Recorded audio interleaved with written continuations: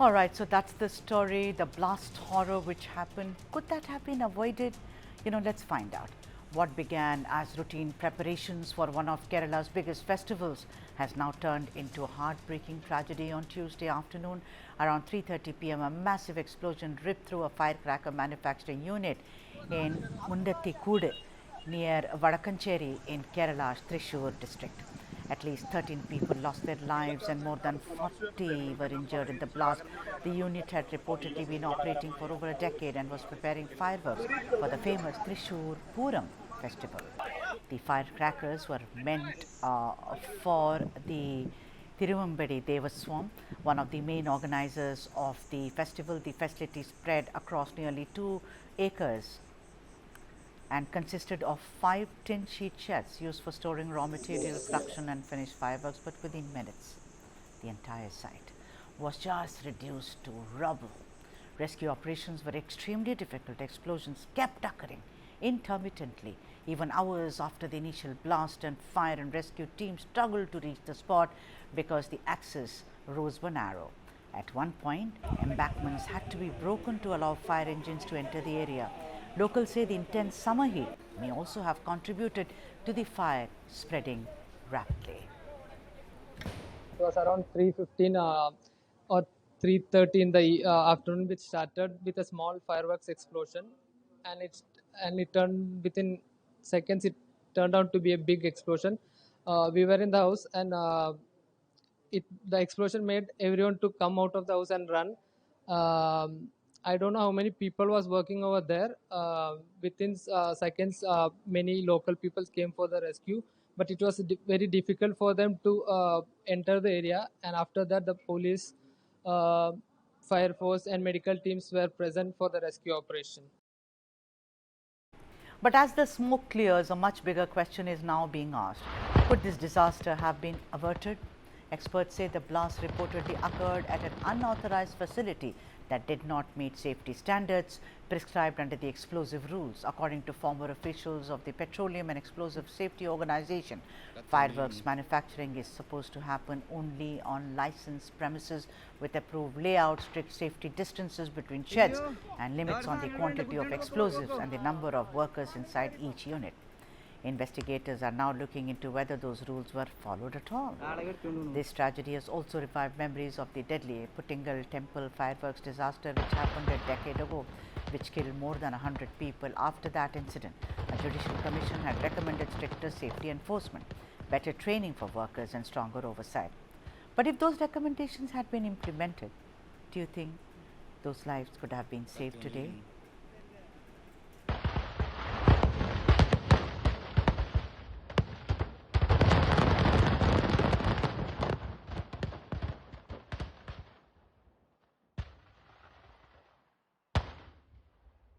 An unfortunate thing was happened yesterday in Mundathikudu in Thrissur regarding the exploit, and 14 persons were killed. So it should be enquired by the state government. A preliminary inquiry was announced by district collector, but detailed inquiry should be done by the Kerala government. This incident should not be repeated in future. That's the main thing. Let's welcome the guests. P. Ganeshan, Director, Sunny Fireworks Private Limited and President, Tamil Nadu Fireworks and Amorsis Manufacturers Association, and Mithun Vijay Kumar, very well-known political analyst. Very warm welcome to both of you. Mithun, what is it? Complete, throwing the rules to away, the rule book away, neglect, no skilled workers, no safety measures in place. The Thrissur fireworks, I know that they are working very hard in what is also called apparently a mini Sivakasi, as it were. But then there is proof that the sheds, nothing was in place, Mithun. Where do I start? Apparently there was an embargo on 15 kg explosives, how they are stored in a particular place. Nothing was. They just said, just make it, let's just get on with it. And look at it, we have so many lives which we have lost today, Mithun.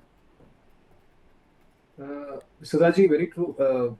We have the laws on paper, but like the Explosive Act, It says, like you said, it says you can't use certain chemicals and you have to work in safe Yeah, stone buildings far yeah. away from houses. But the reality is very different. You know, to save money, contractors often move to tiny illegal sheds with dry grass roofs.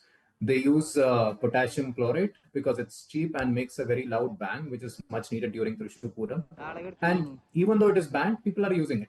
And this chemical, I think this chemical was the major problem. One of the reports that I was reading, it mentioned potassium chlorate being the villain here. And this chemical is so sensitive that just the heat of a hot Kerala afternoon can make it explode. And this is what exactly happened, is what many are saying. And it's a clear breach of every safety rule that we have. And the core issue is administrative inertia. Kerala has seen major fire accidents, in the last 5 decades, and one of it was in 2016 in Kollam. But we still seem to have not learnt our lessons. We are not able to, impose stringent safety norms. The district and administration, they often bend to the pressure by festival committees to give last-minute clearances, and this leads to a lack of rigorous site inspections. And as far as I know, we do not have a year-round, fire and safety task force which dedicatedly monitors festival activities. Instead, we rely on general police force who are not experts in handling chemical hazards. Now, every time there is a blast, the government will order a judicial inquiry. It sounds very official, but it's often just a way to keep the public quiet. And these inquiries, like the previous inquiry in 2016, it comes out. By the time it comes out, Right. everyone has forgotten the issue. Right. We just don't need another inquiry to tell us that heat and chemical Yeah, like in I the said, grass you shed are just dangerous. you just move on. One reporter, who works for a Malayalam newspaper, I mean, I'm not going to name her, but she witnessed it. She said they were all sitting outside and making it, and it occurred to her that it is so hot. What if something happens? She moved away from that place, and this happened. Mr. Ganeshan, vanakkam, sir. Yes, sir. Vanakkam, ma'am. We have seen so many cases like that in Sivakasi.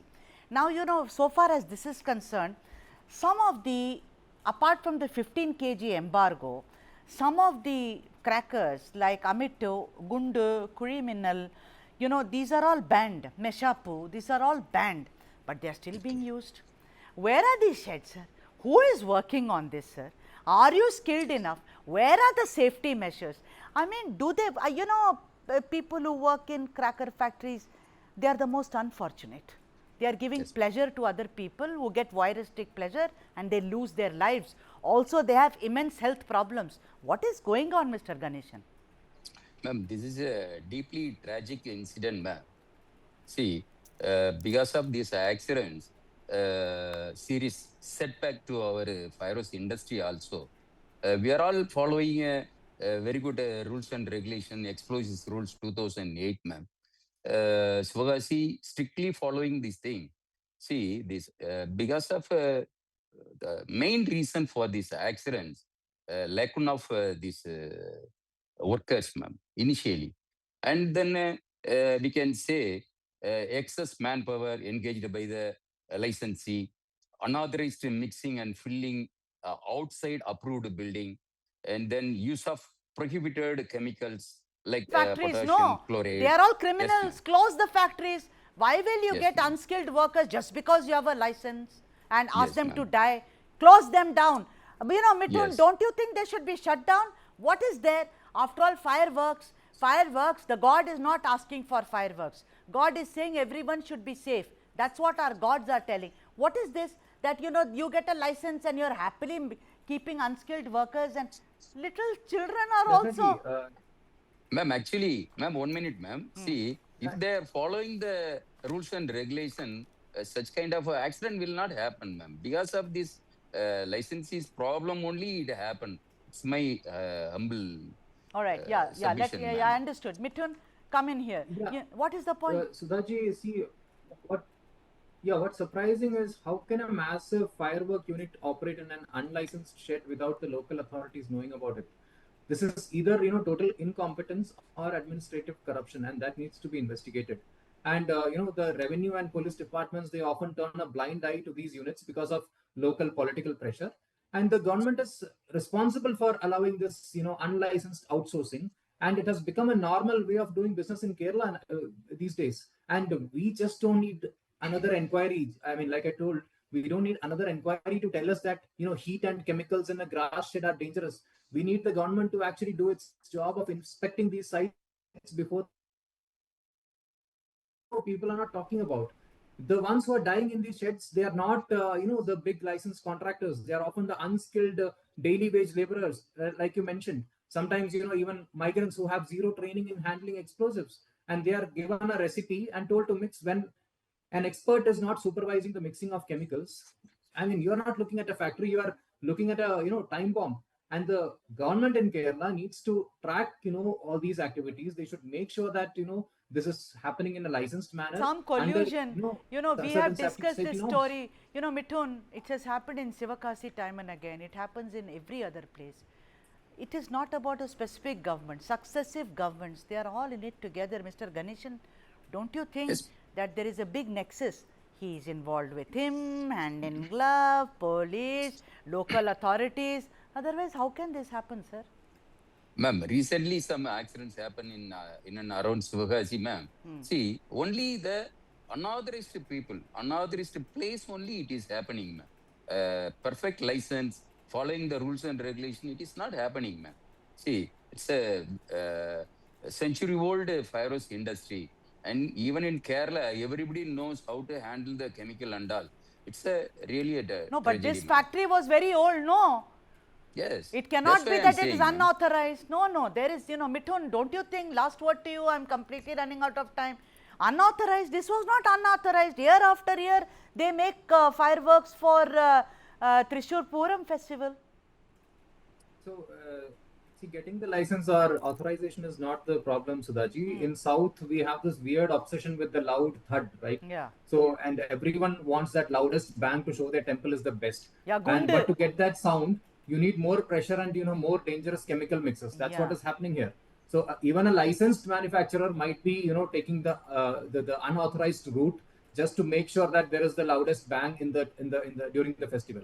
So, we are literally risking lives for that louder noise. And, I would like to say that we should focus from, loudness to visuals, and we should make sure that our festivals are, celebrated in a safe way.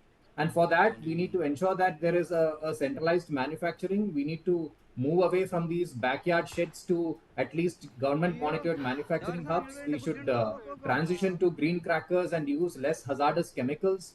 And every worker should be, insured by these festival committees. Only then they will feel the pressure and they will, prioritize safety. But for the time being, I think there is no such rule in place. And because of all these things, these incidents are happening. Yeah, say no to gundu, which is the common word between Malayalam and Tamil. Thank you both for joining us on this broadcast. Thank you indeed.